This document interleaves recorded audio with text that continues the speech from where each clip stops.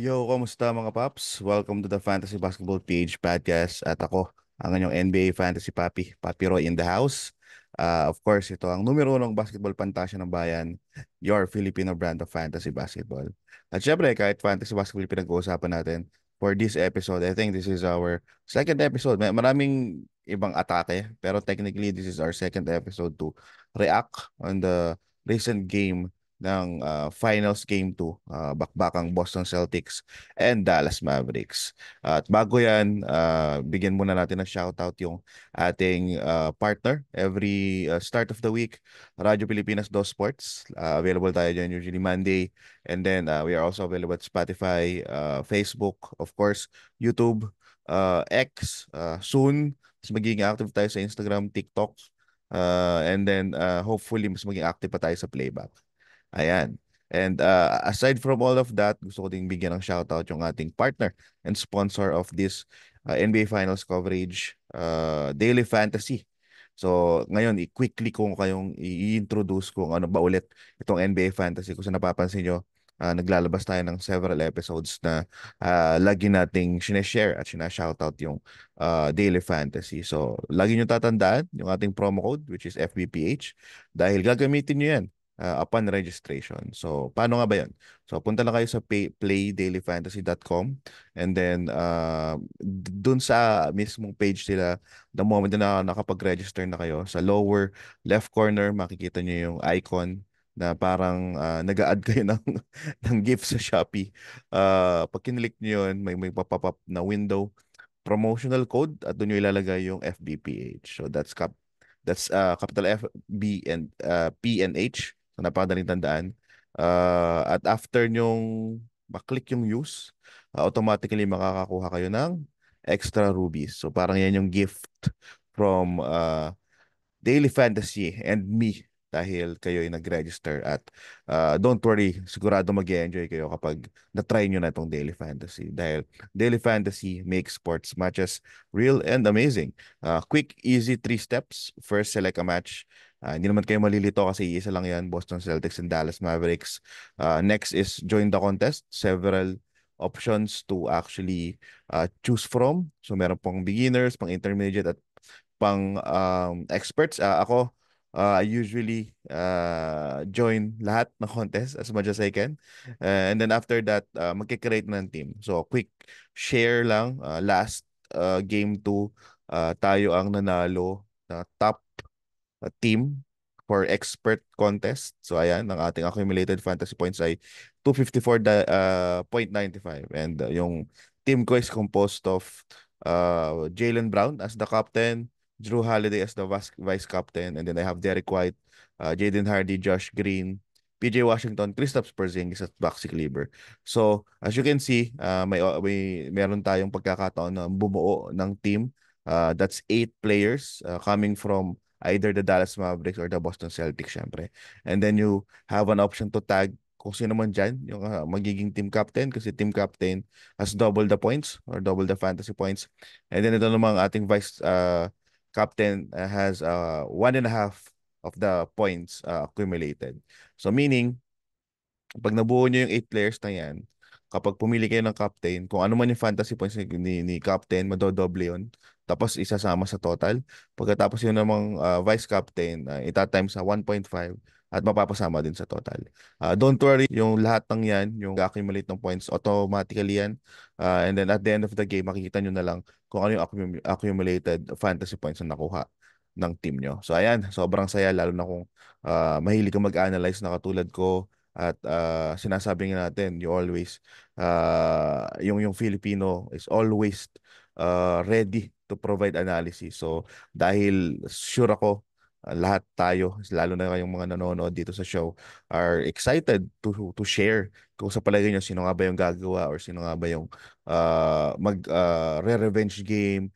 Merong mga storyline yan eh. Like for example, Game 3, si Kristaps Porzingis pabalik ng Dallas. Kung makapaglaro siya ng matagal, ibig sabihin ba, bababayin laro niya. So, those kind of analysis, swak na swak yan dito sa Daily Fantasy. Easy 3 steps. Select a match, join contest, at create a team. So, ano pang hinihintay nyo? Join na kayo at try ang Daily Fantasy. Okay. rekta agad tayo dun sa ating main agenda for the day, reviewing Game 2. Pero I would start our review or recap by actually pointing out yung leader for me, leader ng finals fantasy. Tuloy, miss na miss ko na yung fantasy. Finals MVP for this season.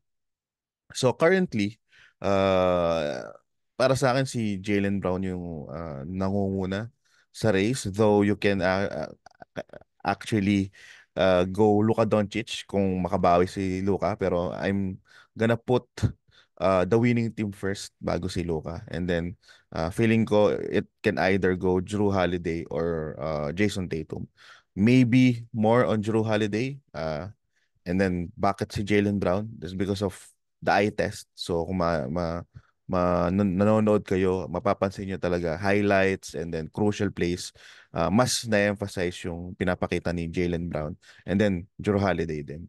And then specifically for Jaylen Brown, he's averaging 21 points, 5 rebounds, 4 assists, 3 steals, 1.5 snipes, and 1.5 blocks, and 55% shooting. So, grabe yung pinapakita ni Jaylen Brown. Naka-mic siya during game 2.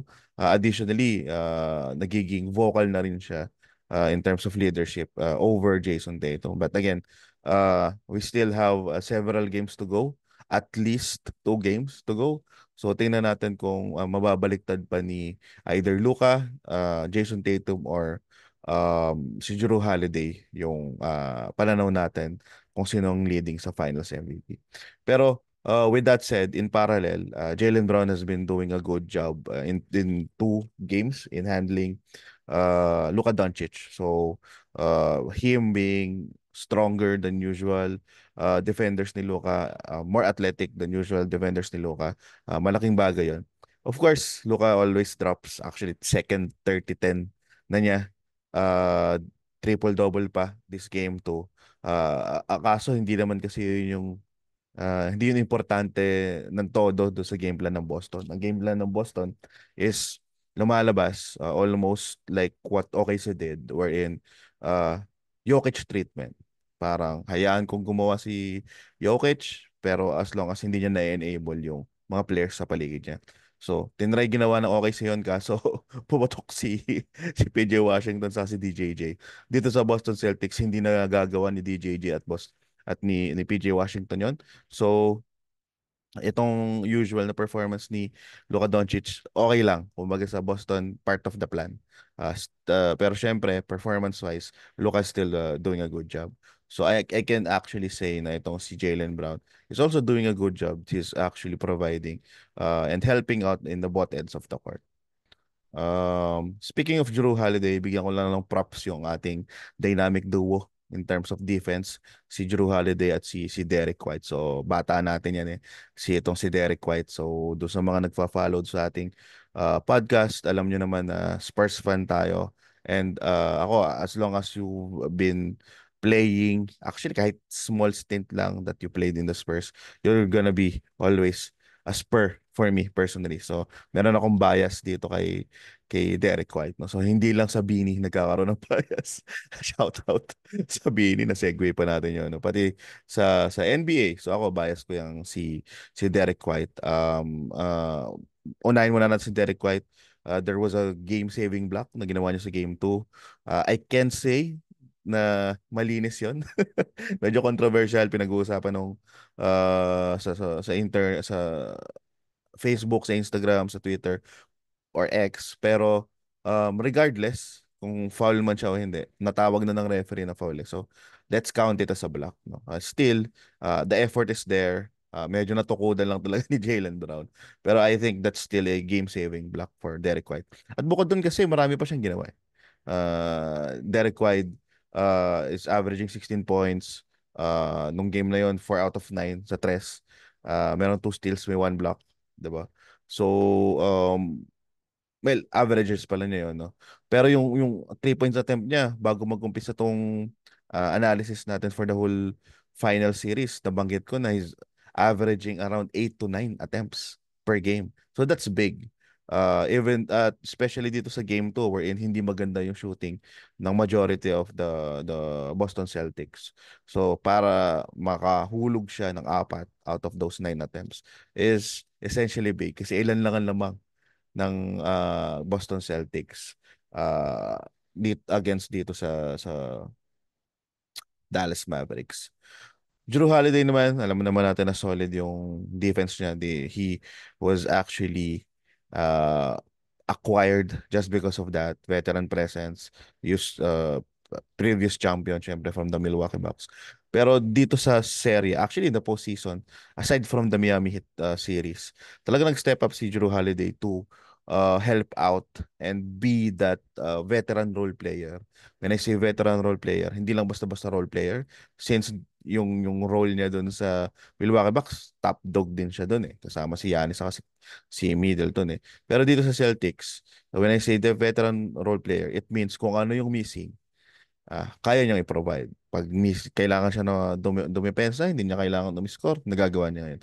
And several instances sa postseason, ginawa din niya yun. Specifically for game 2, ito, pinakita na nga niya, 11 out of 14 sa field. Imagine niyo, sobrang taas na percentage. And he's very active in the paint. Sobrang ganda ng mga placement niya, yung mga cut niya, yung being available niya, na to the point na dahil hindi nga mababad yung mga rim protector ng Dallas.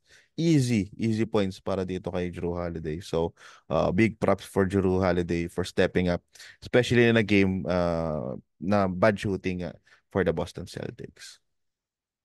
So, easily, masasabi ko, yung initial post natin sa page, diba?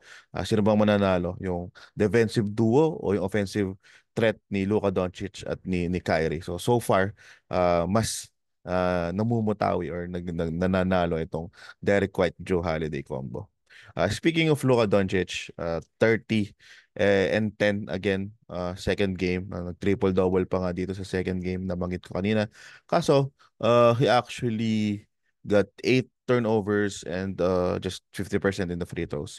Na banggit niya to dun sa post-interview niya, which is good. Making him someone na good leader sa Dallas kasi he's trying to lead by example. He's trying to be perfect to the point na inaamin niya na ay, if I could have shot better sa free throw or kung naiwasan ko yung turnover, posibleng manalo. And I would agree on that. Though, syempre, maganda yung trait na to, maganda yung attitude na to. Pero suma total, medyo mahirap kasi yun eh, na you're trying to go against a very good team na Boston Celtics and you're trying to do it alone. Diba? Na you're trying to actually play a perfect game, which is very hard. He's already doing a lot and he's already taking a toll sa kanya, especially sa defensive side of the things. Na mamaya, pag-uusapan natin. Ano masasabi ko kay Luka Doncic? I guess, ako, naniniwala talaga ako na if something's not working, especially in a post season series, na ilan lang yung games, you have to try and experiment. Wala ka ng choice eh. Alam ka namang ulit-ulitin mo pa rin yung ginagawa mo eh, hindi na nga nagwa-work. Maybe they can actually try to do things differently pagdating ng game 3. Pero malalaman natin yan. Malapit na. Isang araw na lang. Kyrie Irving, hindi lang yung Boston fans ngayon ang nagbabash sa kanya. Even yung fans, general audience dahil hindi nga masyado nakagawa itong si Kyrie Irving. Bakit ko nasabing masyado? Kasi pwede ko sabihin na hindi talaga nakagawa. Hindi nagawa ng masyado kasi maganda. I can't take away credit from the Boston Celtics defense. Sobrang solid talaga ng depensa nila. But aside from that, there are a lot of shots ni Kyrie na he usually makes na hindi niya nahuhulog. So I guess hindi masyado since may mga instances na nakukuha naman niya yung plays na usually niyang nakukuha, hindi lang talaga nahuhulog. Maybe it's about the fans, maybe it's about him not being comfortable. Pero it does make sense kasi history says this loss was his 12th time losing to the Boston Celtics since umalis siya sa Boston, and then sixth loss niya sa home court ng Boston. So itlog pa itong si si Kyrie Irving. At dahil itlog nga yung napag-uusapan natin, wala din siyang nahulog na tres since game 1. So this is going to be crucial pagdating ng game 3 for him to step up.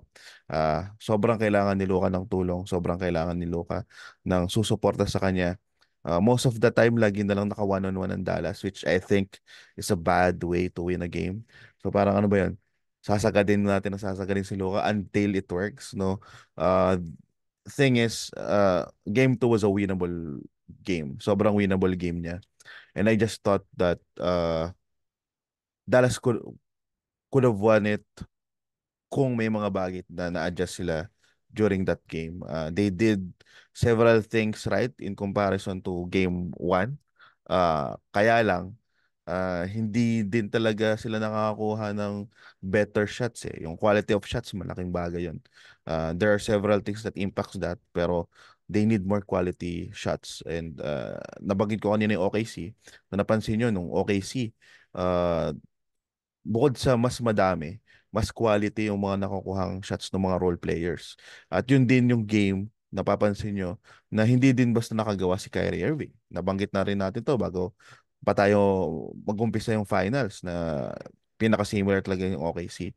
Difference lang is nakagawa si PJ sa si DJJ against OKC. Dito hindi na. So if they can actually make na those shots more quality, more comfortable, itong dalawang role players ng Dallas Mavericks. Palagay ko in games like this wherein hindi na nga maganda yung shooting ng Boston Celtics. Tapos in a sense decent naman yung depensa ng Dallas and then Luka is still playing like Luka. This could have been a win.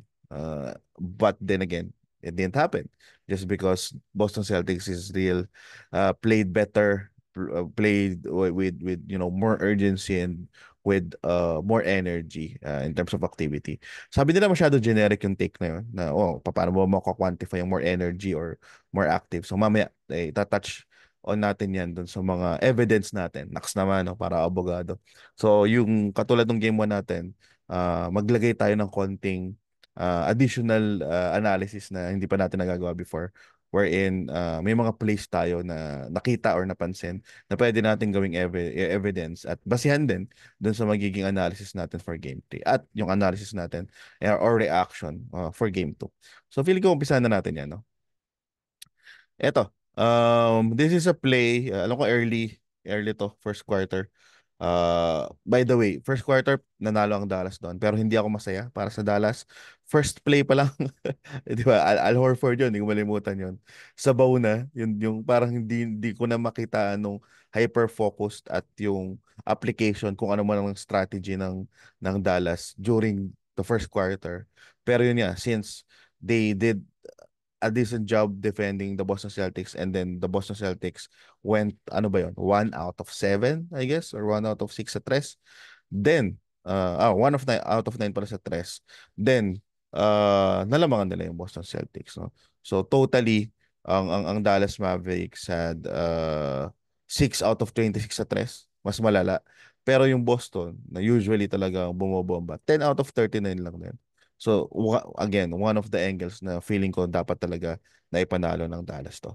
So, ano yung gusto kong i-point out or ipakita dito? So, in this specific image or in specific sequence, as you can see, talagang high target nila si Luka Doncic. So, kaya binurugan natin yan. Si Luka Doncic, kapag nakita ni Jaylen Brown yan, o kaya ni Jason Tatum, ang ginagawa nila, or even Drew Holiday or Derek White, inaatake nila just to pull the defense kasi alam nila or napansin nila na ginagawa ni Dallas kapag na target si Luka Doncic, ready nang mag-help yung Dallas Mavericks. Ang problema, there's a big difference between executing a rotation, executing help defense versus kung paano mo nga ba siya in-execute. Pwede naman kasing in-execute mo lang siya, pero nagba-matter kung paano mo siya in-execute. Dito kasi, na pag-usapan na natin ito ng game 1, hindi talaga afford ng Dallas na more than ay double team yung mangyayari pagdating sa depensa, special self defense. Kasi maraming shooter, capable shooter ang Boston Celtics. At bukod doon, you're giving more quality shots than the Boston Celtics. So isipin mo 'yon, alam mo na yung offensive threat ng Boston Celtics. And then you're making them comfortable and giving them more quality shots. Kasi hindi nagrarattle kayo dun sa defense. I think hindi to basta-basta sa mismatch eh. Ando na tayo, mismatch talaga in terms of players. Sabihin na natin na parang Minnesota sa Denver. Medyo kontrapelo yung style nila. But still, this type of defensive awareness na hindi sila nag-stick sa plan, for me, matters. Kasi kung bibilangan mo kung ilan to, yun yung nasayang sa game na dapat nanalo sila dahil dikit at pasama ang shooting ng Boston. Magmamatter itong mga ganitong bagay. So, again, ano nangyari nung nakita nila? Actually, itong play na to, ang tanda ko, um, nung sumalaksak, ang makakuha nito si Drew Holiday. I guess for sa layup, pagkakatanda ko. So, nung nakita ni Jason Tatum si Luka, blow by agad dahil hindi naman known talaga si Luka to be that athletic or skilled in defense.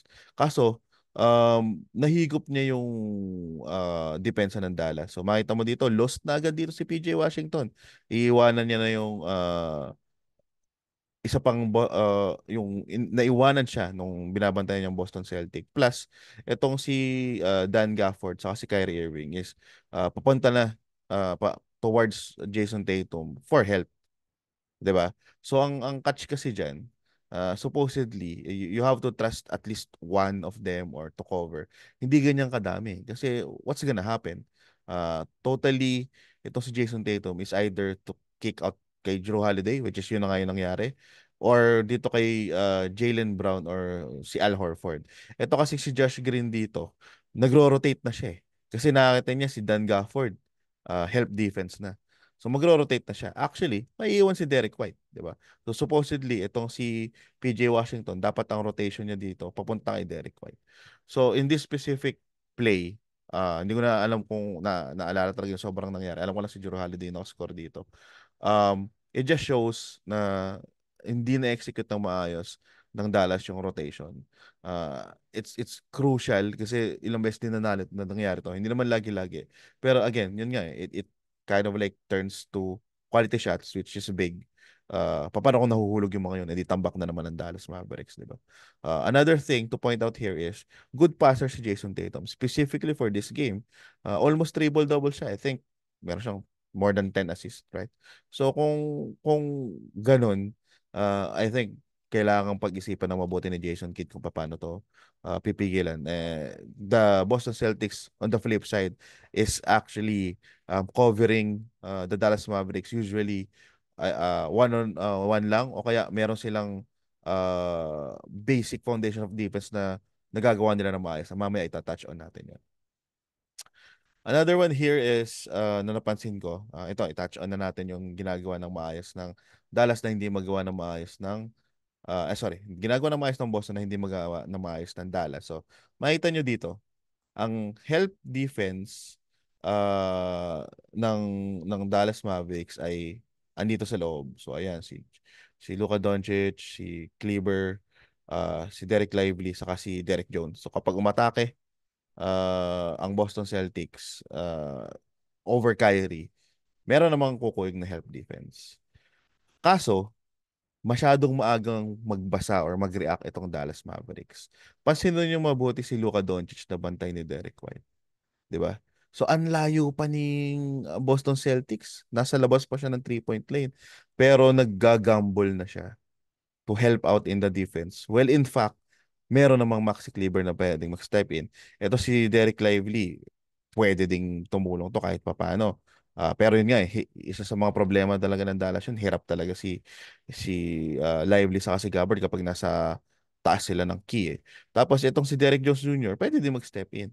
So, bakit naman magre-react ng basta-basta si Luka Doncic? So, ay gusto ko lang i-point out to kasi in comparison to previous series, Luka Doncic actually played better defense than this. He was smart about filling in the gaps. In this series, at least in the last two games, maybe dahil pagod siya or maybe hindi sila masyado nakko-communicate dahil sobrang ingay or hindi ko sure eh. Pero masyadong maaga yung mga reaction nila in terms of defense and that's gonna cost them. Again, kita nyo, nakatayo lang yung mga yan, yung mga Boston Celtic players. That's quality shot for them. Buti na lang hindi lahat nahuhulog pero this is things na palagay ko Dallas should adjust kasi uh, nakakakuha ng momentum yung Boston eh kahit nga sa game na hindi sila masyado sinuwerte sa shooting. Okay. Next image naman dito. Ito back-to-back image to na related eh. Ito sobrang daming nangyari na sequence kaya nagustuhan ko tong image na to kasi initially ang may bantay kay Derek White ay si Kyrie Irving. Pagkatapos tumawag siya ng switch at etong si Kyrie Irving eventually mapupunta kay Jason Tatum pagkatapos si Kleber mapupunta dito kay Derek White. Ngayon, on the first place, nung nagbababa pa lang ng bola si Derek White, para sa akin, maling-mali na yung ginawa ni Kyrie Irving na imbis na i-ice niya itong si Derek White, especially using the sideline as defense, ang ginawa niya, nag-backpedal lang siya ng backpedal. So tuloy, nakakuha ng opportunity si Jason Tatum to switch. So nung nag-switch siya, ipapasa kasi ni Derek White yung bola papunta kay Jason Tatum eh. So ngayon, open-open na tong sideline. Wherein ito yung medyo inaatake talaga ng Boston Celtics. Kasi nga, ang help defense nito nanggagaling pa dito sa wing eh. So pag makikita nyo, katulad ng ginawa ni Luka kanina, si PJ Washington umaabang na naman doon. So kung aabang itong si PJ Washington, mapipilitan mag-rotate at kung merong naligo sa rotation yan, meron at meron ma-open dyan. 'Di ba? Nasa taas pa si Derek White. Yung layo ni PJ Washington to close kay Drew Holiday, medyo malayo na ng konti. So sabay na nangyayari na medyo maaga yung galaw ni PJ Washington. Pagkatapos, si Kyrie Irving, hindi niya na-ice si Derek White. So when I say ice, supposedly kasi ang magandang gawin ni Kyrie Irving is harangan niya itong papunta sa corner para kay Derek White bago pa magawa yung switch para ma-force si Derek White or si Jason Tatum na ang magiging point of attack ay nasa middle. Kasi andun yung help defense eh. 'Di ba? Parang sobrang basic at sobrang tawag dito uh, simpleng defensive awareness. Bakit mo siya hahayaang pumunta doon sa space na mahihirapan yung help defense? Eh alam mo tapos mas malaki pa sa'yo or mas athletic pa sa'yo, advantage pa yung first step against Jason Tatum, mismatch na agad doon. Samantalang pwedeng-pwede mong i-ice yun. Parang mag-settle, wag kang mag-backpedal, wag kang basta-basta mag-settle na fino-force ka ng offensive player. Ang gawin mo, yung defensive stance mo, pilitin mo na ikaw yung mag-dictate, 'di ba? Nung anggulo. So kung ganun ang ginawa nila, mas mapapaisip at mahihirapan yung offensive players ng Boston kasi you're putting them towards help defense. Napalagay ko capable naman kahit na hindi masyado solid to si Luka around that area, yan si Kleber sa si Derek Lively. So covered yung outside shooting. So they have to retry or kailangan ulit nilang mag-execute ng different play. So, medyo napapansin ko yun eh. Backpedal lang ng backpedal. And it's not an active defense. Malaking difference talaga no, sa nakarang series. Feeling ko na-rattle din talaga yung Dallas Mavericks. Nagulubitig ulit sa Boston Celtics. Again, hindi ko na i-emphasize na mas solid talaga ang team ng Boston per player, per offensive rating or defensive rating. Let's just assume na kaya dapat ng Dallas to kasi wala ka naman choice eh. Nasa finals ka na. Kaya, ayun, simple things na palagay ko should have been done differently. Lastly, bigyan natin ng counter kung paano naman ginagawa ng tawag dito ng Boston Celtics yun against the Dallas Mavericks. So nakikita nyo tong stance ni Derek White against Kyrie Irving. So, hinarangan niya yung stance, naka-spread out siya dito sa papunta sa corner at tinatry niyang papuntahin dito sa middle itong si Kyrie Irving. Kasi nga, alam niya na andun yung help defense. At nakita nyo yung help defense. You have Jrue Holiday here. You have Kristaps Porzingis here. Bumabaon na siya. Kasi alam nilang good dribbler itong si Kyrie Irving eh. So, dun sa game plan mo, pag nakita mo si Kyrie Irving, at merong extra space ng konti dyan, alam mong sasalaksak to. Alam mong may iwanan si Derek White. So that's the reason why naka ano na focus or aware mode itong si Jrue Holiday at si Kristaps Porzingis. Plus, they're trying to bait itong si PJ Washington at si Derek White kasi mas faster yung response time ni Jrue Holiday. Eh. Ito naman napansin ko mas willing silang pabayaan itong si PJ Washington saka lalong-lalo na si DJJ. Eh. So parang hindi mo naman mako-cover lahat. So sige, bahala kayo. Kayo na lang yung tumira kasi naman si Kyrie makakuha ng solid na mas comfortable shot or para makakuha siya ng momentum o kaya even si Luka. So this is a better defense and better awareness para ka sa Boston Celtics. So bakit hindi ko sure kung bakit hindi basta-basta nagagawa ng Dallas Mavericks yan.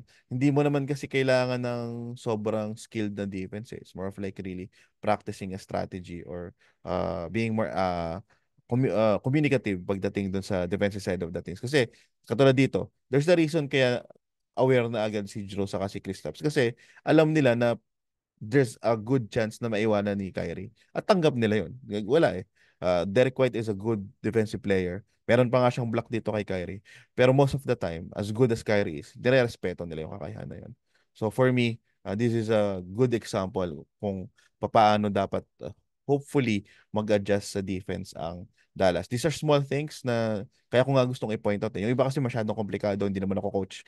Pero itong mga ganitong bagay, feeling ko, basic things at basic defensive awareness can go long way kasi wala eh. You're playing against a very good team which is the Boston Celtics. Okay. So ano yung parang verdict ko? Hindi vertigo ha. Verdict ko in terms of mga napansin ko ng game 2 saka ano nga ba yung pwedeng gawin ng Dallas Mavericks para to get some glimpse of air or glimpse of hope kasi parang nasosuffocate na sila eh. Parang nawawala na sila ng pag-asa. Ito yung mga napansin ko at sinasuggest ko at least on based on my observation na pwede nilang gawing adjustment. So, ito nga, na-discuss natin basic defensive awareness, lesser gambling, masyadong madami nagagamble. Yung mga sundot ni Luka, fine, nakakuha siya ng 3 steals doon. Pero ayun, again, it can be prevented by good defense. Tapos minsan maaga yung pag-gamble nila. Kanina na-point out ko yung several instances. Pero aside from that, nagpe-pressure na agad sila pag tawid no bola sa gitna. Hindi naman mga Steph Curry to. They are a good shooting team. Pero hindi naman yung Steph Curry o Damian Lillard na titira sa logo, 'di ba? So, sayang kasi ang nangyayari, yung defense mo, may iwanan lang din. Kasi yun nga eh, medyo lamang sa piyesa ang Boston eh. So why not mag-establish kayo ng defense kapag mas malapit na ng konti beyond the half court itong Boston Celtics. Feeling ko lang, lilit na bagay, hindi naman lagi. Pero again, mag-umpisa muna tayo dun sa mga hindi nakadepende dun sa players. Kasi pagdating sa player to player, wala tayong magagawa. Mas malakas talaga yung Boston Celtics. Um, napansin ko din ang ang Dallas Mavericks ay being hunted. Not only Luka, masyadong nababash si Luka eh. Well, specifically for the series that's valid. Noong mga nakaraang series, he actually did a good job defensively. Pero the series, hindi talaga. He's there kahit papano, pero the fact that he's being hunted and is not it's not really helping the Dallas Mavericks, 'di ba? So, aside from him, napansin ko inaatake din si DJJ. As good as DJJ is in terms of available defense that Dallas can offer. Mukhang komportable yung mga Boston Celtics forwards against him eh. Pwede nyo panoodin ulit, balikan nyo. Pero ako, naobserbahan ko, tinatry nilang ma-force na si DJJ ang mag-cover kay Tatum, Brown, at even Porzingis and Al Horford. And they're comfortable scoring against DJJ. As again, as much as siya na yung best available na pwedeng offer ng Dallas. So, yun yung dalawang napansin ko na target. And mostly, kapag andyan si Kristaps Porzingis, lumalamang talaga ang Boston. Parang yun yung best lineup talaga nila kasi may mismatch eh. may mismatch na nga nung wala siya. Magkakaroon pa ng mas madaming mismatch kapag adjust Kristaps Porzingis. Especially, not pala especially, actually in both ends of the court kasi nagkakaroon sila ng better rim protector.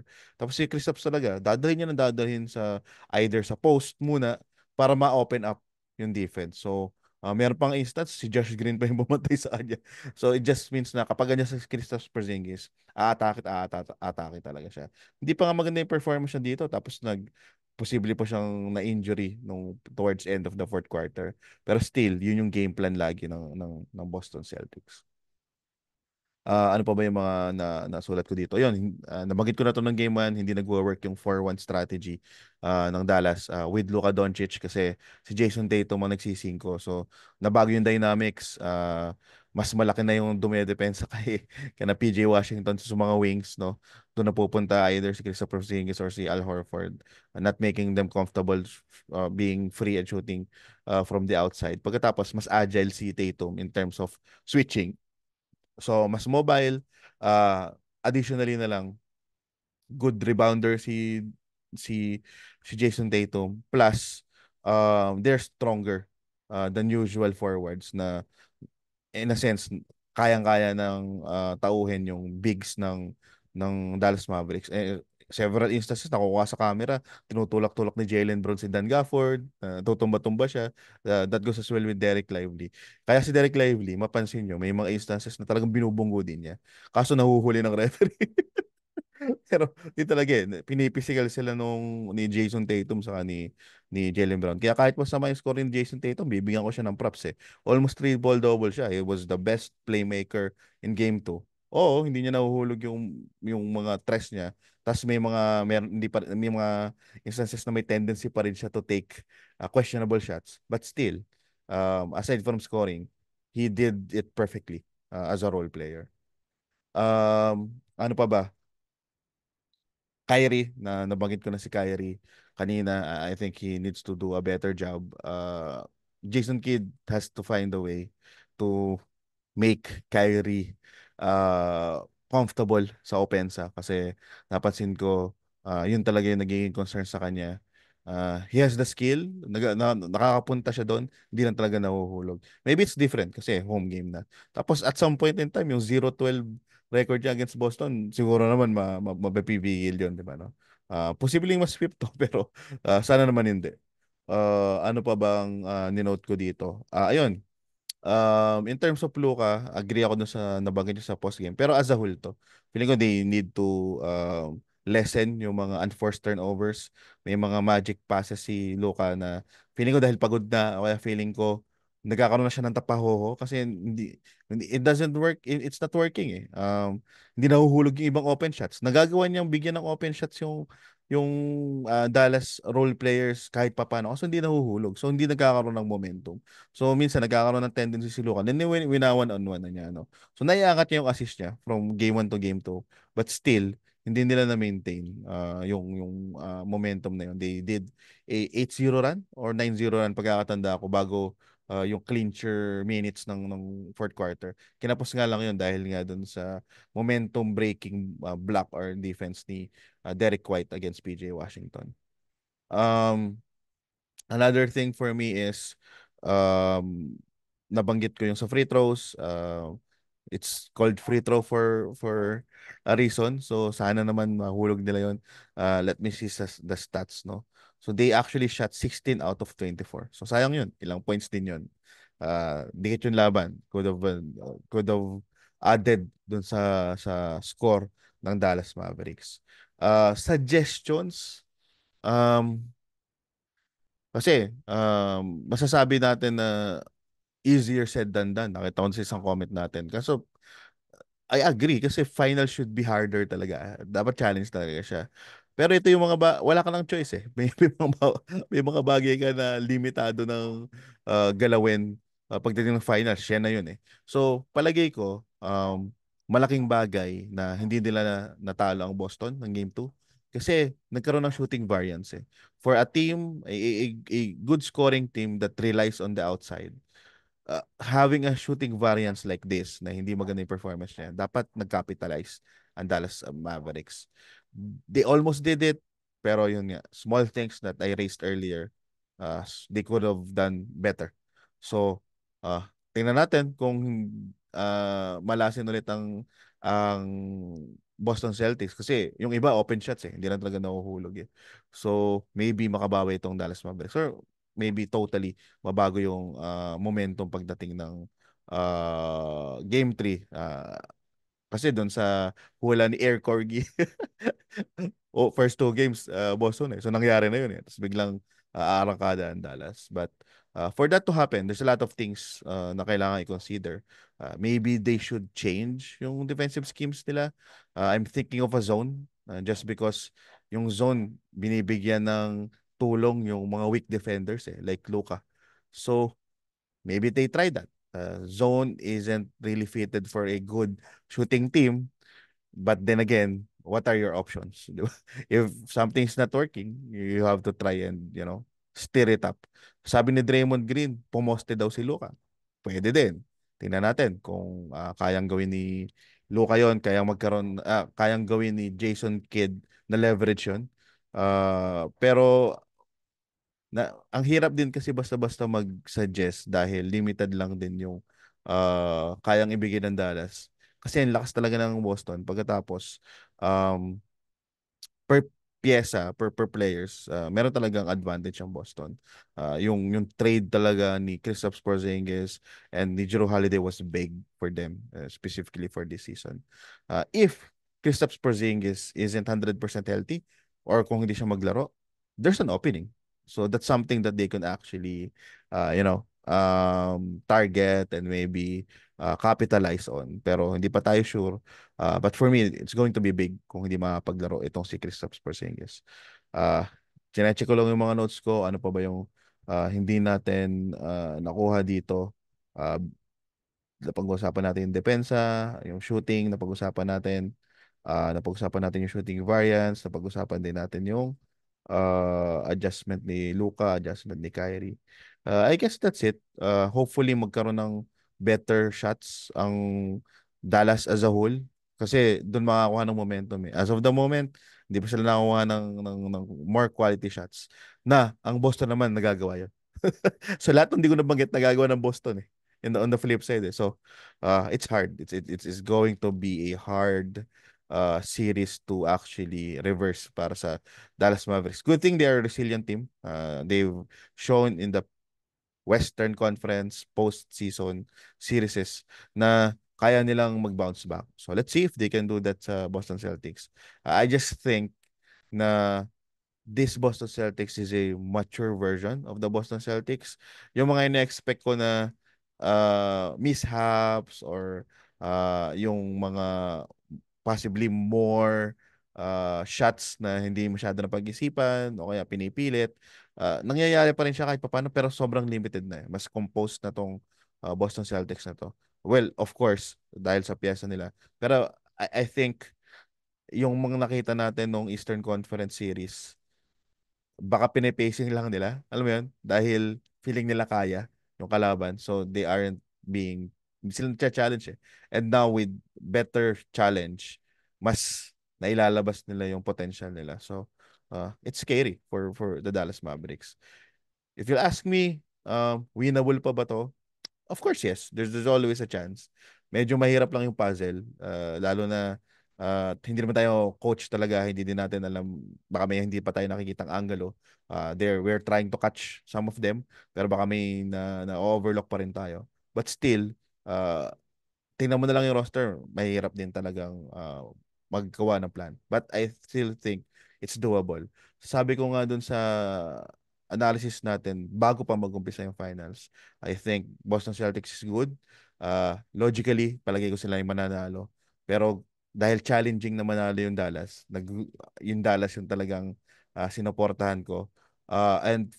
Nabanggit ko nun, for Dallas to win this series, they have to eventually extend it at pag napunta yung games down the line, then posible sila lumamang. Kaso, binilang natin yung mga posibleng wins and losses. Boston magkakaroon ng isang win kung kailan uh, magpapawalan sila ng tres. Nangyari na yun ng game 1. Boston mananalo yan dun sa game na hindi gagawa si Luka or si Kyrie. Gumagawa pa rin si Luka, pero si Kyrie hindi na gumagawa. So maybe medyo na-touch na natin yon. Para manalo naman ng Dallas, kailangan gumawa si Luka ng todo at si Kyrie. So hindi pa nangyayari yon na gumawa si Kyrie, para si Luka gumawa na. Pag nasunod, magkaroon ng bad shooting game ang Boston. Wherein nangyari na, pero hindi pa rin sila nanalo. So yun yung catch, di ba? There's still hindi hope eh. More of like, I can see the series being overturned kung magkakaroon ng proper adjustment ang Dallas Mavericks kasi they are reacting to Boston. Boston is just alam mo yan, executing what they did for the whole regular season. So, chess game to and palagay ko the coaching staff, specifically Jason Kidd, has to do something about it. So ayan, game 2 analysis natin and possible na angles for game 3. I'm expecting better games from Kyrie, role players. Luka is Luka. I expect natin yan. Let's see kung magkakaroon ng adjustment. Napugo na yung rim protection ng Dallas Mavericks. So kung hindi mo din naman mapapakanabangan yung rim protection, maybe go small. Maybe put PJ Washington at the 5. Pagkatapos ilagay mo either si Tim Hardaway Jr. or si Josh Green doon sa loob, no? Maybe Tim Hardaway Jr. kasi kung hindi nagwo-work din naman yung depensa, doon lang tayo sa pwedeng sumabay sa tres, no? So, meron pang mga options na hindi pa natin nakikita. Nabanggit ko yung zone kanina, hindi yun ginawa ng halos buong liga eh. Kasi nga, in-expect nila na shooter to mga to eh. Malay natin, di ba? Biglang mag-work. But again, hindi natin malalaman yon. Let's try to observe again on game 3. Manood tayo ng sabay-sabay. At sa mga nanonood din ngayon, maraming salamat and hopefully nagustuhan nyo yung atake natin dito sa ating Game 2 analysis. So maraming salamat mga paps. Bye-bye.